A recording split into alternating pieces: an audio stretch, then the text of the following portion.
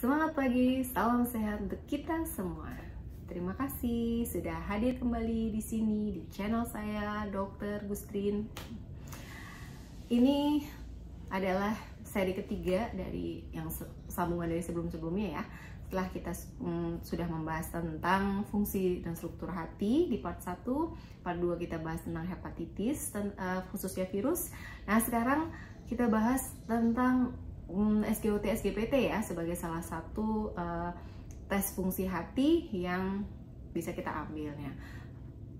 SGOT dan SGPT tinggi, pertanyaannya ya, apakah merupakan tanda bahwa si hati ini sudah gagal fungsinya atau sedang bermasalah pada fungsinya gitu ya. Nah, kita akan jawab di sini. Tapi sebelumnya saya jelaskan dulu apa itu SGPT dan apa itu SGOT. SGOT adalah serum glutamik oksaloasetik transaminase, dan SGPT serum glutamik piruvik transaminase ya. Namanya ase ini adalah enzim ya. Keduanya adalah enzim yang berperan dalam metabolisme dari protein ya. Kan tadi sudah saya singgung di part 1 bahwa salah satu fungsi dari hati adalah dalam metabolisme asam amino atau protein. Namun ternyata SGOT dan SGPT ini juga ada pada bagian tubuh atau organ tubuh yang lain ya. Misalnya pada jantung ya, pada otot jantungnya ini juga ditemukan adanya SGOT, SGPT.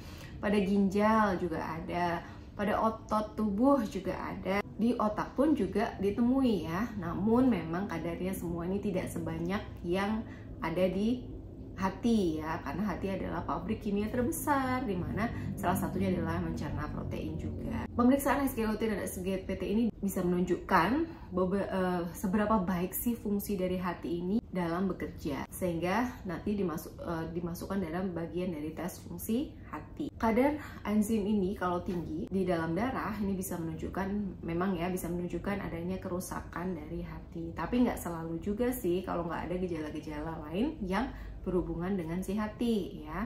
Karena tadi sudah saya sebutkan juga bahwa ada kaitannya dengan organ lain ya. Ya, nanti kita bahas nih satu-satu apa aja sih yang bisa menyebabkan SGOT dan SGPT ini tinggi. Pada orang sehat, kadar SGOT dan SGPT itu berkisar antara, ini adalah tentang kadar normal dari SGOT dan SGPT yang bisa kita lihat di sebelah kanan dari hasil lab ya. Kalau kita bisa nge-lab darah ya, hasilnya kan sebelah kiri. Nah, kanannya itu pasti tercantum nilai rujukan atau nilai normal dari sebuah pemeriksaan ya.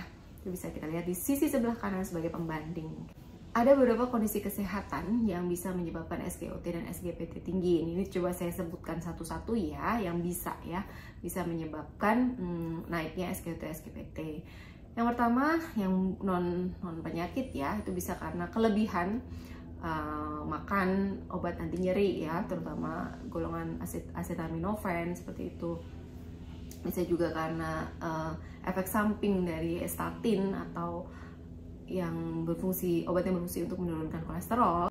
Bisa juga karena ketergantungan alkohol, adanya gagal jantung, hepatitis A, B, dan C, infeksi sitomegalovirus atau CMV, perlemakan hati non-alkoholik, adanya kegemukan atau obesitas sehingga tidak normal ya metabolismenya juga, hepatitis yang non-virus seperti hepatitis autoimun, penyakit celiak, adanya infeksi virus Epstein-Barr atau EBV, hemochromatosis, mononukleosis, polymyositis, ya ini ada peradangan pada otot tubuh ya. Kemudian sepsis ya, bisa juga karena gangguan tiroid ya, hormon tiroid terganggu juga bisa menyebabkan SGOT SGPT tinggi. Dan yang kemungkinan lain adalah adanya penyakit Wilson.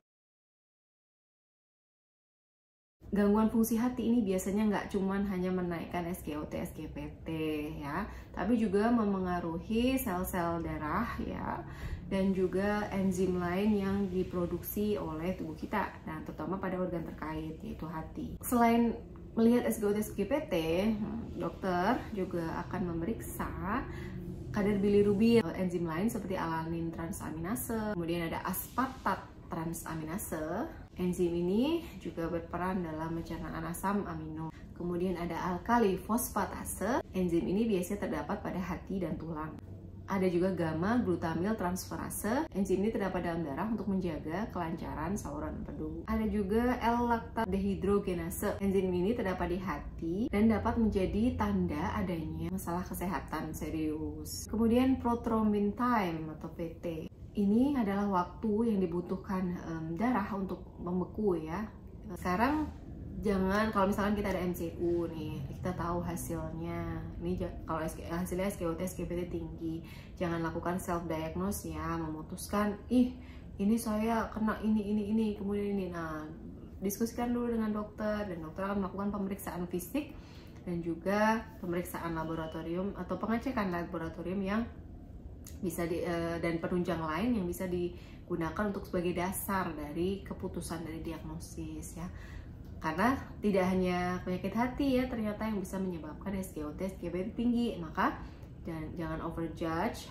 Kalau misalkan tinggi, udah pasti nih hati saya bermasalah. Padahal nggak ada gejala lain yang terkait dengan hati. Bisa jadi ada masalah di ototnya ya, bisa jadi ada peradangan di ototnya, sangat kelelahan, dan juga pada masalah-masalah lain di tubuh kita. So don't judge by yourself, okay? Pertanyaannya sekarang, bagaimana cara mencegah agar SGOT, SGPT ini tidak tinggi? Jangan suka begadang juga deh, karena juga memicu kerusakan hati ya. Karena hati juga butuh istirahat ya, nggak terus bermetabolisme. Kalau kita bangun, kita pasti metabolisme nih. Nah, istirahatkan pada waktunya, terutama pada malam hari, sehingga hati pun juga ikut beristirahat dalam melakukan metabolismenya. Lengkapi vaksin ya, untuk mencegah terjadi hepatitis, terutama hepatitis B yang paling sering terjadi. Hati-hati dalam penggunaan obat, jangan melebihi dosis, dan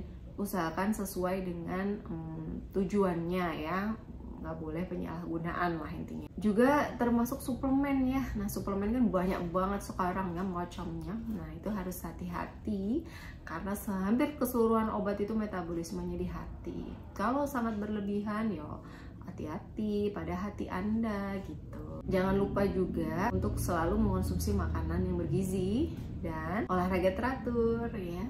Ini sebenarnya peringatan juga untuk penyakit-penyakit yang lain ya. Kita kan nggak boleh immobilize ya. Kita harus selalu aktif, kita harus selalu memiliki asupan makanan yang bergizi agar tubuh kita juga prima dan fit. Nah, pertanyaan selanjutnya untuk menyambung ke konten berikutnya adalah, tadi dokter bilang dokter akan memberikan hepatoprotektor ya.